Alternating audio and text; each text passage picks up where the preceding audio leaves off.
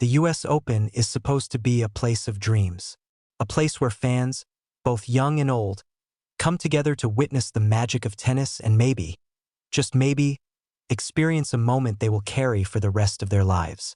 For one young boy named Brock, that dream moment was right in front of him.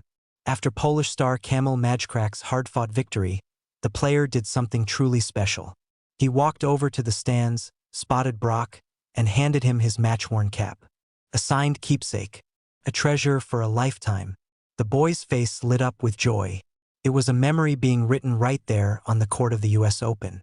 But in just seconds, that joy turned into heartbreak.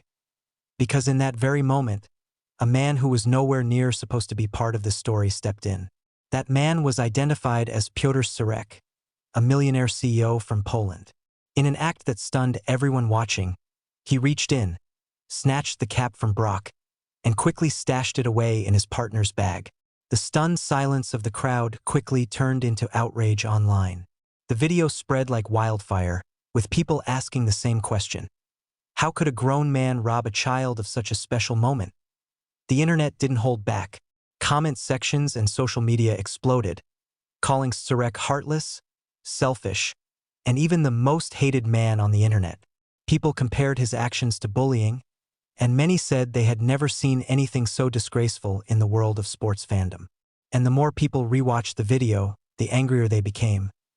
But what made the situation spiral even further was what happened after.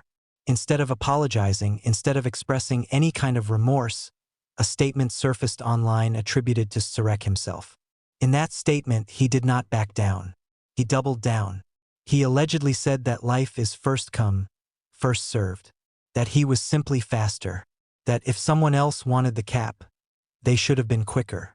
These words, cold, dismissive, and shockingly entitled, spread like a second fire across the internet.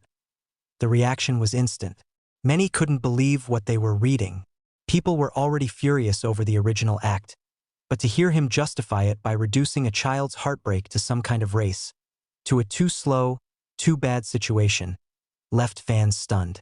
Some even said this was one of the most tone-deaf responses they had ever seen from a public figure. And it didn't end there. The statement went further. Surek allegedly threatened legal action against anyone insulting him online.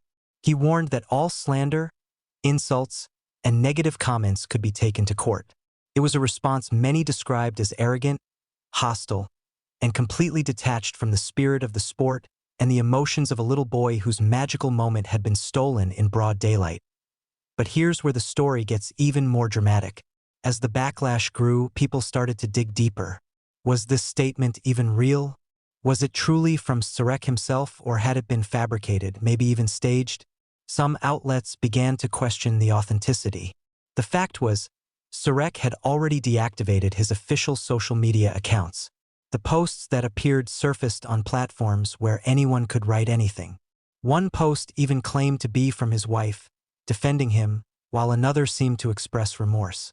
None of them were ever confirmed. And yet, the damage was already done. Whether he truly said it or not, the perception was set. The image of the millionaire CEO stealing from a child, combined with the viral first come, first served statement, turned him into a global villain almost overnight. His company, Heartbreak, was dragged into the storm. Its Google reviews plummeted to 1.4 stars as furious fans from all over the world review-bombed it, leaving scathing comments and vows to never do business with him. The story took a huge emotional turn when Kamil Majcrak himself stepped in. The tennis player who had unknowingly become part of this controversy decided to right the wrong. He reached out, found Brock, and met him in person. Majcrak gave him not just another signed cap but extra gear, sharing photos of the two smiling together. He captioned it, "All good now." And just like that, the boy's heartbreak was healed by the player's kindness.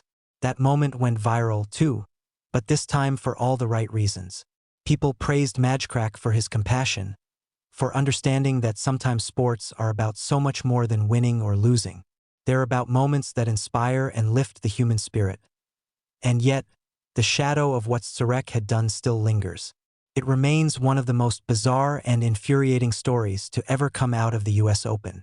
A reminder of how one selfish act can overshadow even the most joyful of moments. Fans still debate whether the statement attributed to him was real or if it was an internet fabrication that spread too quickly to be stopped. But what no one debates is what the cameras captured. A man, a millionaire, reaching over and taking away a gift meant for a child. The emotional weight of the scandal has left people asking questions far bigger than tennis.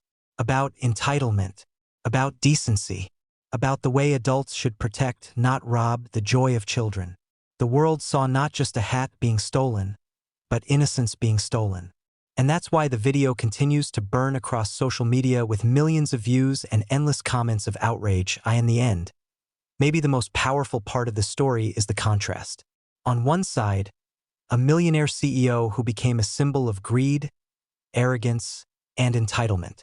On the other, a young boy who simply wanted a keepsake and the tennis star who made sure he got it, showing compassion and humanity when it mattered most. One act brought fury, the other brought healing.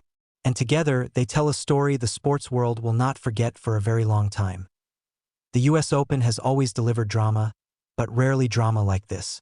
A child's tears, a millionaire's shocking actions, a viral backlash, and a player's heartwarming redemption.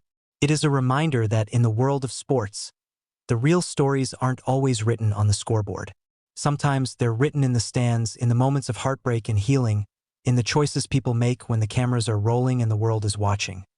And this year, the whole world was watching.